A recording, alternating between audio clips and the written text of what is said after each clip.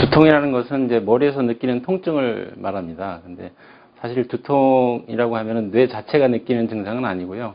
그 두통의 원인은 이제 여러 가지, 뇌에서 그 뇌 신경이나 뇌 혈관 쪽, 아니면은 그 뇌를 싸고 있는 막에 느끼는 통증, 아니면은 부비동염이라고 해서 이제 이비인후과에서 관계되는 질환도 있을 수 있고, 그래서 여러 가지 뇌 주변에 생기는 통증으로 인해서 생기는 증상을 말합니다. 우선은 그 기질적인 원인이 있는 경우는 그 CT나 MRI를 촬영해서 할 수가 있고, 그 혈관성 두통이라고 해서 뇌 혈관 혈액순환이 잘 되는지 보는 혈관성 두통 같은 경우는 뇌 혈류 초음파를 통해서 진단을 할 수가 있습니다.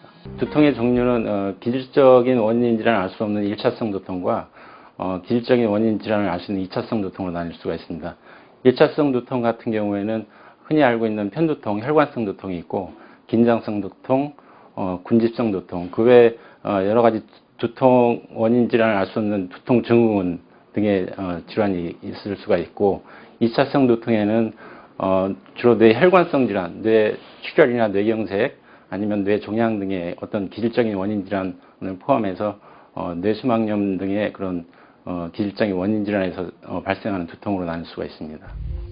일단 두통이 생기게 되면 보통 환자분들은 약국을 방문해서 진통제를 복용하게 되는데, 약국에서 판매하는 일반 진통제 같은 경우 대부분 카페인이 포함되어 있는 경우가 많습니다. 그래서 그런 일반 진통제를 장복할 경우에는 오히려 반발 두통이 생기게 돼서 나중에 일반 진통제 투약을 끊어야만 두통이 가라앉는 그런 현상을 볼 수가 있습니다. 그래서 장기간 복용하는 그런 일반 진통제는 삼가하시는 게 좋을 것 같습니다.